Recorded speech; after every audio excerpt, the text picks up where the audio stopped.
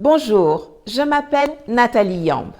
Alors que tous les regards sont tournés vers l'Ukraine où se déroule un conflit dont je vous avais présenté les prémices début février, 3 semaines exactement avant le déclenchement de l'opération militaire russe, je vous remets d'ailleurs ici la capsule concernée pour que vous puissiez la regarder à la fin de celle-ci. Tout juste à côté de nous se passent des choses importantes. Je m'en voudrais de ne pas en parler aujourd'hui car même si la situation en Europe de l'Est représente un enjeu géostratégique pour nous Africains, il ne faudrait pas que cela nous fasse oublier les guerres qui ont lieu sur notre sol, ni ne nous détourne des combats que nous avons à mener pour conquérir notre liberté, notre souveraineté et notre prospérité dans le contexte d'un monde en phase de complet recalibrage. La visite de travail à Moscou du ministre de la Défense malien, le colonel Sadio Camara, accompagné du chef d'état-major de l'armée de l'air, en plein conflit russo-ukrainien, n'a pas manqué de donner des palpitations cardiaques du côté de Paris et Bruxelles. Avec raison d'ailleurs, car elle est significative en ces temps où tout est scruté et où l'impérialisme autoritaire des Occidentaux s'affiche avec arrogance. Peu de dirigeants ont en effet l'audace de se positionner à contre-courant de la minorité de pays qui veut imposer son narratif, ses émotions, ses palabres et sa vision du monde au reste de la planète en isolant et en sanctionnant la Russie.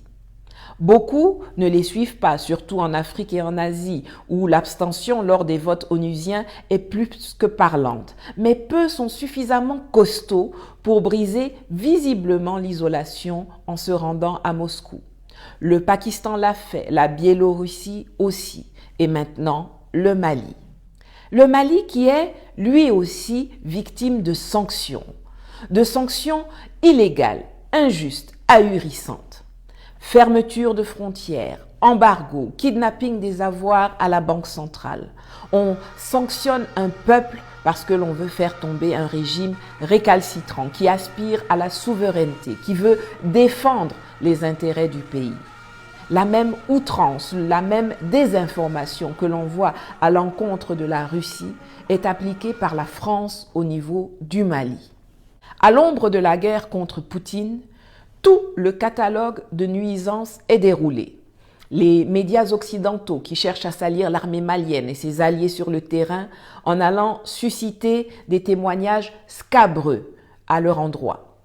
Des ressortissants étrangers qui sont assassinés dans les zones frontalières pour tenter de créer des tensions avec les pays qui n'ont pas fermé leurs frontières avec le Mali comme la Mauritanie. Du chantage à l'aide internationale et aux appuis budgétaires venus de Bretton Woods. Des ambassadeurs français qui vont sur les plateaux télé africains pour vomir sur le peuple malien.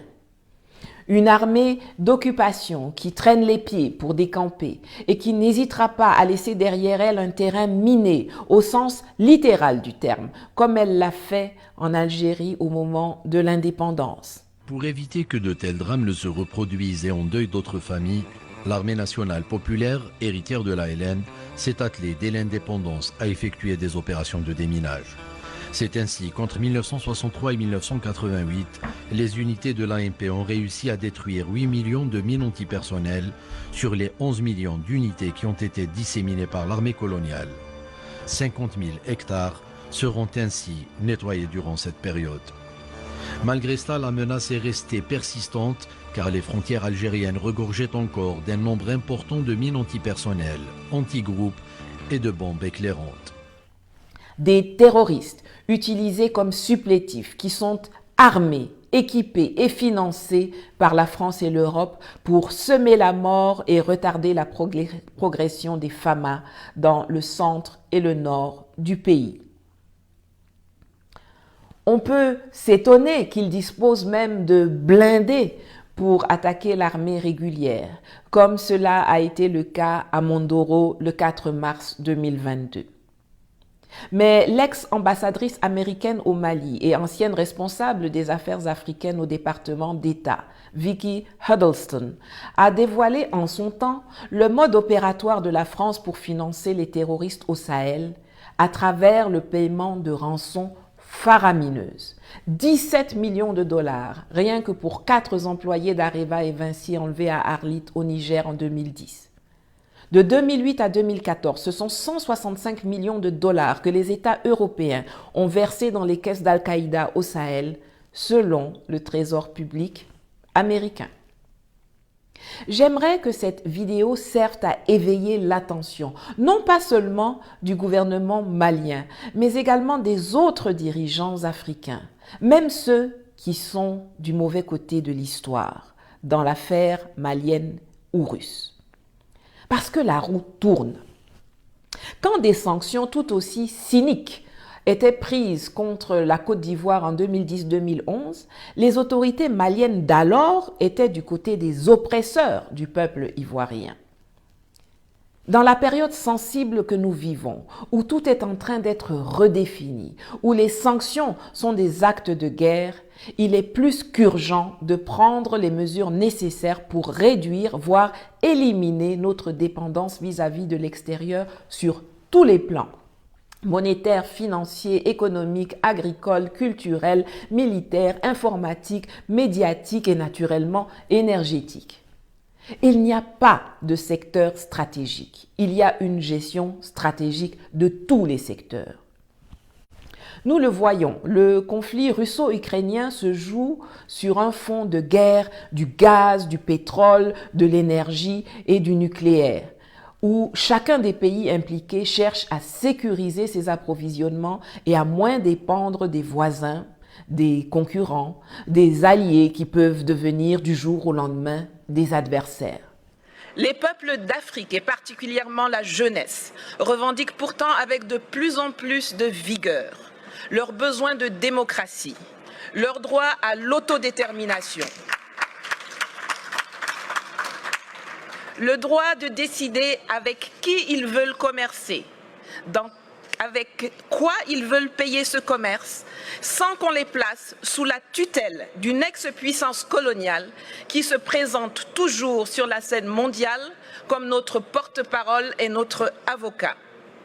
Nous voulons sortir du franc CFA, que Paris, avec la complicité de ses laquais africains, veut pérenniser sous l'appellation ECO et qui ne permet aucune industrialisation de l'Afrique francophone.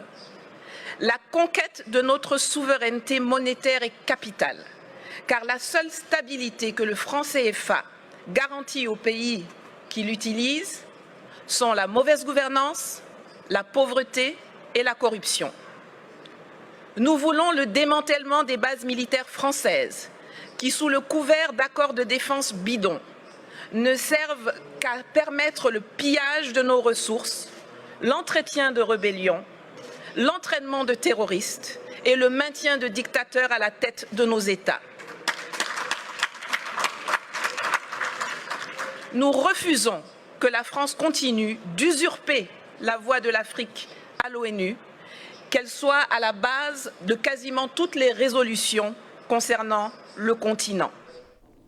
Quand moi, je parle depuis des années de souveraineté et d'indépendance, je deviens la femme à abattre, l'ennemi public numéro 2 des Occidentaux, juste derrière Poutine.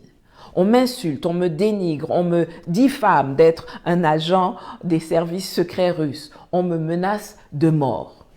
Pourtant, eux aussi ne parlent dorénavant que de souveraineté et d'indépendance.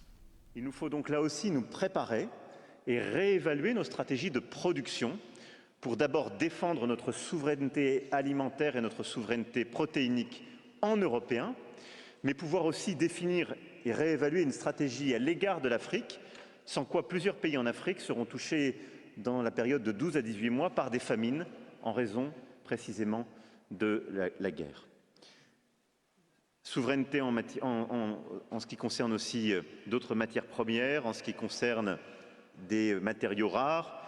Souveraineté, évidemment, je l'évoquais, en matière de semi-conducteurs, de santé. Je ne veux pas ici faire toute la liste, mais nous avons, à travers cet agenda, scandé les prochains mois pour des décisions très concrètes d'investissement qui vont permettre de bâtir cette Europe plus indépendante et plus souveraine. Macron dit à Versailles que sa préoccupation numéro 1 est d'assurer une souveraineté énergétique et alimentaire à son pays. Il revendique aujourd'hui un taux d'indépendance énergétique de 53%. Mais comment cela est-il possible quand 70% de l'électricité produite en France provient du nucléaire, dont 100% du combustible est importé? Je vais vous expliquer comment ils ont procédé pour arriver à ce narratif. C'est grâce à une convention statistique coéditée par l'Agence internationale de l'énergie et par Eurostat qui recommande de compter comme énergie non pas le combustible utilisé pour faire fonctionner un réacteur nucléaire, mais plutôt la chaleur qu'il produit. C'est comme si pour le blé, on disait on ne compte pas ce qui est récolté dans les champs, mais on commence à compter à partir du moment où le gâteau est sorti du four. En français facile, ils nous tuent pour se procurer le combustible, c'est-à-dire l'uranium, pour dire après que celui-ci ne compte pas.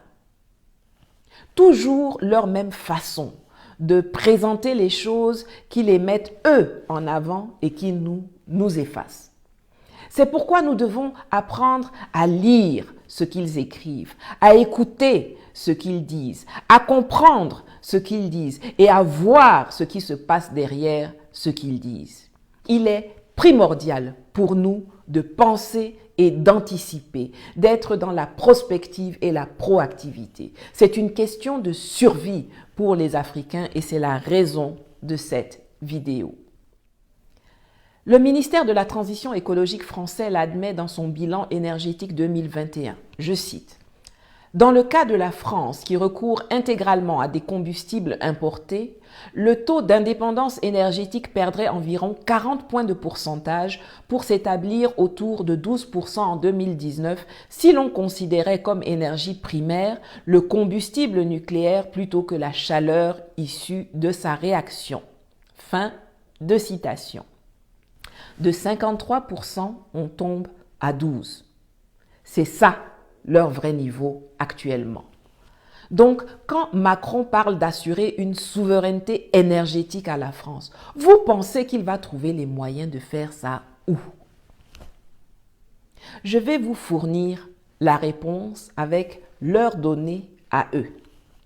De 2005 à 2020, selon le comité technique Euratom, sur 138 230 tonnes d'uranium importées en France, 20% venaient du Kazakhstan, 18,5% d'Australie, 18% du Niger et 16% de l'Ouzbékistan. Or, en plus du schisme créé par l'attitude profondément méprisable et méprisante des Occidentaux dans le conflit russo-ukrainien, le Kazakhstan et l'Ouzbékistan sont des alliés traditionnels de la Russie. Le premier étant même membre de l'Organisation du traité de sécurité collective, l'alliance politico-militaire fondée en 2002 qui regroupe l'Arménie, la Biélorussie, le Kazakhstan, le Kirghizistan, la Russie et le Tadjikistan. Ce n'est pas pour rien qu'ils se sont soit abstenus, soit n'ont même pas voté lors de la résolution onusienne sur l'opération militaire russe en Ukraine. Donc c'est forcément sur nous, sur le Niger, sur le Sahel, sur l'Afrique, qu'ils vont se rabattre en force. Et quand vous voyez que les opérations Barkhane et Takuba, au lieu de rentrer chez elles en Europe pour aller aider leurs camarades ukrainiens qui sont d'Andra là-bas, préfèrent s'installer massivement au Niger et ziotent sur le Bénin, alors vous comprenez que l'occupation militaire française, aux fins de piller les ressources énergétiques du Niger, du Mali, du Sahel et de l'Afrique, n'est pas près d'être terminée. Sauf si les États africains le veulent. Et c'est là que, pour l'instant, le bas blesse. Et donc, il nous faut sécuriser les conditions de l'innovation. Les 10 objectifs que j'ai donnés, c'est une façon en quelque sorte, menée par les finalités, plusieurs filières industrielles ou d'innovation de rupture ou de recherche. Et je l'assume. Mais on ne réussira pas tout ça, au-delà des grandes réformes macroéconomiques que j'évoquais au début de mon propos, si dans le même temps, nous n'arrivons pas à sécuriser 5 grandes conditions. La première, ce sont les matières. Tout ce que je viens de dire, en tout cas la plupart de ce que je viens de dire, ne peut pas fonctionner si nous ne sécurisons pas autant que possible l'accès à nos matériaux. Nous l'avons vécu au début de la crise, on le vit en sortie de crise aussi. Dès que l'économie mondiale qui accélère sur telle ou telle priorité est en concurrence, on a un problème d'accès aux matériaux. Là-dessus, nous devons être lucides. Nous sommes en retard dans nos stratégies. Les Chinois ont intégré bien avant nous cette dynamique de rareté dans l'accès aux matériaux, parce qu'elle s'est pensée bien avant nous comme une grande puissance qui pouvait être en surchauffe. Pour pouvoir aussi produire demain nos batteries au lithium ou au nickel, nos moteurs électriques qui sont faits de terres rares, nos solutions aéronautiques au titane, nous devons non seulement importer ces matériaux très concentrés géographiquement, mais les recycler. À quel prix allons-nous vendre l'uranium, le lithium, le nickel, le titane, les terres rares en Afrique? Dans quelles conditions allons-nous commercer? Avec qui? Quelles matières premières n'allons-nous plus exporter, mais plutôt transformer chez nous? Quels sont les volumes qu'on déclarera? Quel baromètre, mesures et conventions statistiques allons-nous mettre en place pour refléter notre impact dans le monde? Si nous-mêmes, on ne se qualifie pas, si nous ne nous donnons nous-mêmes aucune valeur, pourquoi s'étonner que les autres nous traitent comme des héros, des invisibles, qui ne sont jamais conviés à la table de décision? Le Burundi, qui a interdit à la compagnie minière Rainbow Rare Earth Limited d'exporter sa production dès avril 2021, suivi de la suspension d'activité imposée à toutes les compagnies minières actives au Burundi en juillet, est à féliciter. Le gouvernement accuse Rainbow de faire des déclarations erronées aux autorités, aussi bien sur les teneurs en termes de terres rares du minerai extrait à Gakara que sur les prix de vente réels des produits exportés. Il veut renégocier toutes les conventions minières actuelles qui sont trop en défaveur du pays, dont la part maximale dans les deals est de 10%. 10%, vous vous rendez compte ? C'est vous qui avez le sol et le sous-sol et vous avez 10%.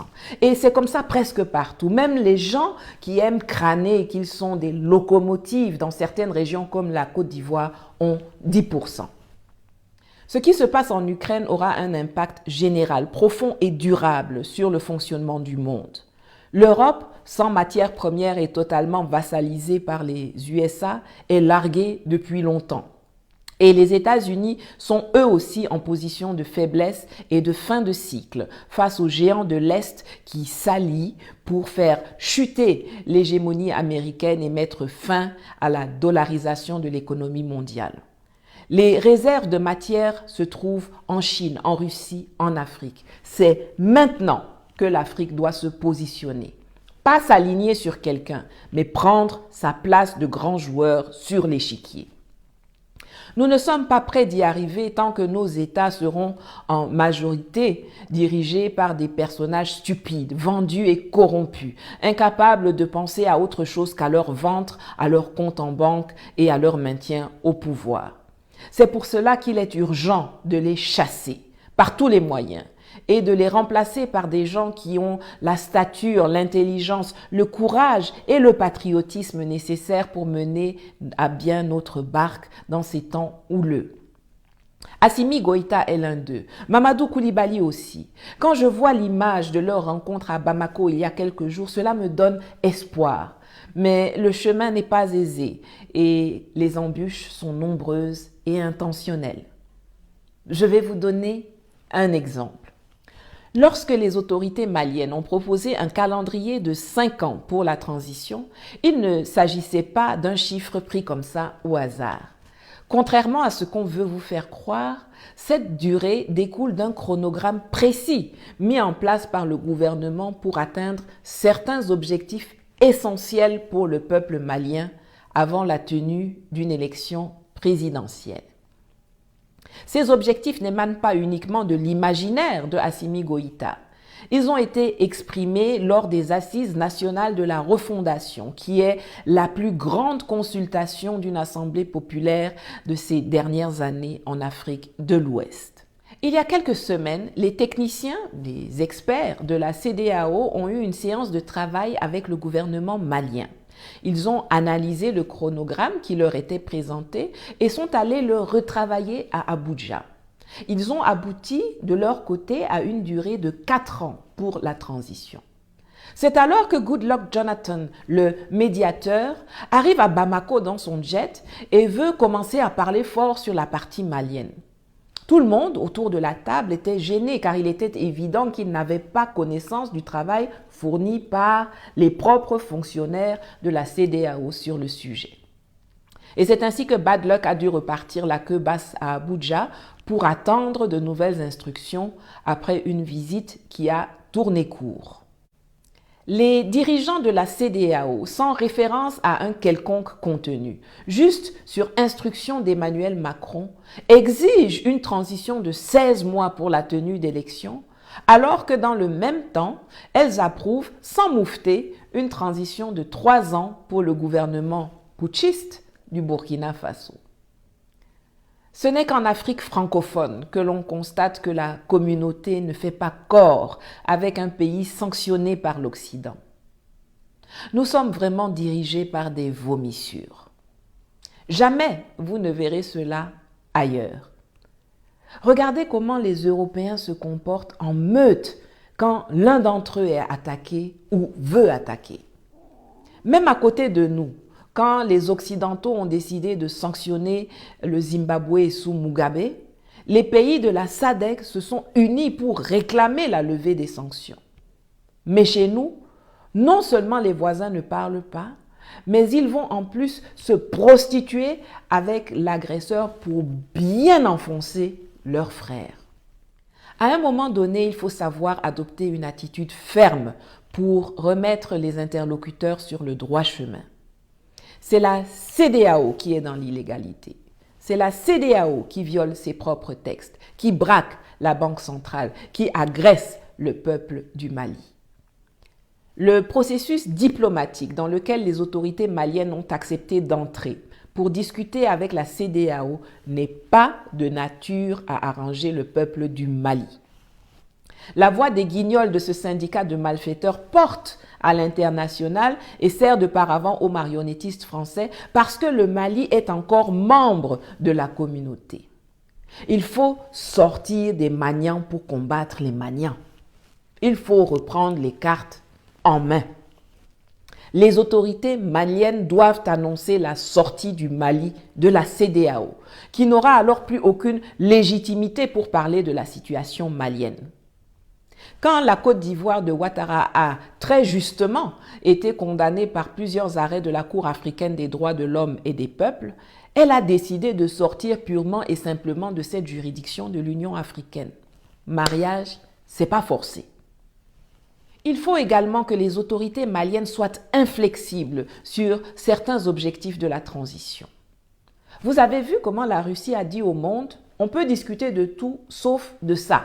L'Ukraine doit devenir un pays neutre, la Crimée appartient irrévocablement à la Russie, l'indépendance des républiques populaires de Donetsk et Lugansk est irréversible. Pour tout le reste, on peut causer. » Eh bien, au Mali, les 3 objectifs non négociables de la transition qui doivent s'imposer à toute discussion sont, premièrement, la sécurisation de l'intégralité du territoire. Deuxièmement, le redéploiement de l'administration et de l'État dans les zones reconquises pour mettre à la disposition des populations qui retournent chez elles une offre de services sociaux minimum indispensable. L'école, la santé, la sécurité, la justice, l'accès à l'eau, à l'électricité, la base quoi. Comme le fait assez bien la Mauritanie voisine, ainsi que je l'évoquais dans une vidéo précédente que je vous mets ici. Et troisièmement, l'adoption d'une nouvelle constitution intégrant une bonne dose de décentralisation, régionalisation et subsidiarité indispensable dans un pays qui est déjà soumis à des tentations séparatistes récidivistes. Toute personne ou toute partie qui voudra négocier avec les dirigeants maliens devra accepter ces préalables. Si vous voulez réduire la durée de la transition, vous mettez à la disposition des autorités les moyens d'atteindre ces 3 objectifs non négociables le plus rapidement possible. Enfin, et je le dis depuis janvier, mais je vais le répéter, aucun représentant, aucun officiel de la CEDEAO ou des pays qui ont adopté des sanctions iniques et illégales envers le Mali ne doit pouvoir se rendre à Bamako tant que les dites sanctions n'ont pas été levées. Les traités qui régissent la communauté prévoient des sanctions. Seules celles-ci peuvent être appliquées. Il n'est pas question que ceux qui ont recours à l'illégalité pour embêter les populations, pour les obliger à se taper des journées entières de voyage, puissent bondir dans leurs avions et atterrir sans stress à Bamako en 1 heure ou 2. Ça doit cesser. Vous avez décidé que les frontières sont fermées, restez dehors. Pour finir, j'ai des réponses à beaucoup de questions, mais il y en a une qui demeure un mystère pour moi. L'attitude du Nigeria dans cette période charnière. Qu'est-ce qui fait que ce pays, qui dispose des moyens militaires, économiques, démographiques, institutionnels, diplomatiques nécessaires, refuse d'exercer son leadership sur ce qui devrait être sa zone d'influence, l'Afrique de l'Ouest et l'Afrique centrale? Où sont passées ses ambitions? Est-ce que les Occidentaux ont monnayé son mutisme, son absentéisme? Lui ont-ils promis de soutenir la proposition d'un siège permanent au Conseil de sécurité de l'ONU s'il les laisse perpétuer leur mainmise coloniale sur les pays d'Afrique dite francophone? Bon, dans ces conditions, une chose est sûre, il n'y sera pas pour défendre les intérêts des pays africains, mais plutôt de ceux qui auront poussé sa candidature. J'ai beau tourner et retourner ça dans ma tête, je n'arrive pas à comprendre. Si vous avez des éléments de réponse, n'hésitez pas à me les donner en commentaire parce que franchement, ça me dépasse. Surtout que le Nigeria devrait normalement être sur ses gardes. Tout comme l'OTAN s'emploie depuis des années à entourer la Russie pour mieux l'asphyxier, la France, en étant présente dans les 4 pays limitrophes, s'emploie aussi à encercler le Nigeria pour mieux le phagocyter.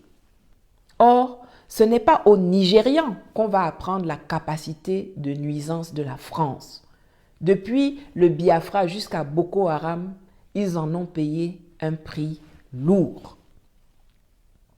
Alors, comment l'État islamique ISWAP a-t-il pu installer son quartier général opérationnel dans la province du Lac, à 70 km du QG des bases de drones françaises et américaines au Tchad depuis 5 ans, sans être inquiété jusqu'à ce jour? Alors qu'il y a en plus 3 bases de drones au Niger, une au Cameroun, sans compter les avions de chasse français positionnés au Niger, au Mali et au Tchad, les terroristes peuvent organiser des camps d'entraînement, des trafics, de la piraterie dans le golfe de Guinée et même prélever des taxes auprès des habitants de la province au calme. On a tous vu comment les mirages français ont stoppé l'avancée des rebelles en route pour N'Djamena pour renverser Idriss Déby. Mais ils ne seraient pas capables de stopper les attaques de ISWAP au Niger ou au Mali?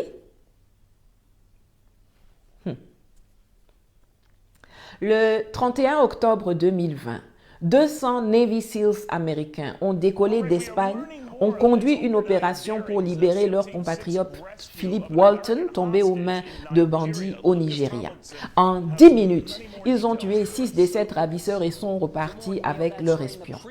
Des gens qui peuvent faire ça ne seraient pas capables de débarrasser le coin de gangsters qui y traînent? Je ne crois pas que les autorités nigérianes se fassent des illusions. Elles savent parfaitement que les Occidentaux ne sont pas là pour débarrasser la région des terroristes, bien au contraire. Alors, pourquoi laisse-t-elle faire? Pourquoi n'impose-t-elle pas le Nigeria à la table chaque fois qu'il y a une crise dans sa zone naturelle d'influence? Cette question me turlupine et si vous pouvez m'aider à résoudre cette équation, je vous en serai reconnaissante. Tout comme je remercie tous ceux qui soutiennent financièrement le travail d'éveil que je produis sur cette chaîne et sur tous mes réseaux sociaux. Vous avez les liens en dessous. N'oubliez pas de contribuer, de vous abonner, de mettre un pouce levé, de partager cette vidéo afin que le message circule. Ils ont les médias, Nous avons la mémoire et le savoir. À bientôt. Merci.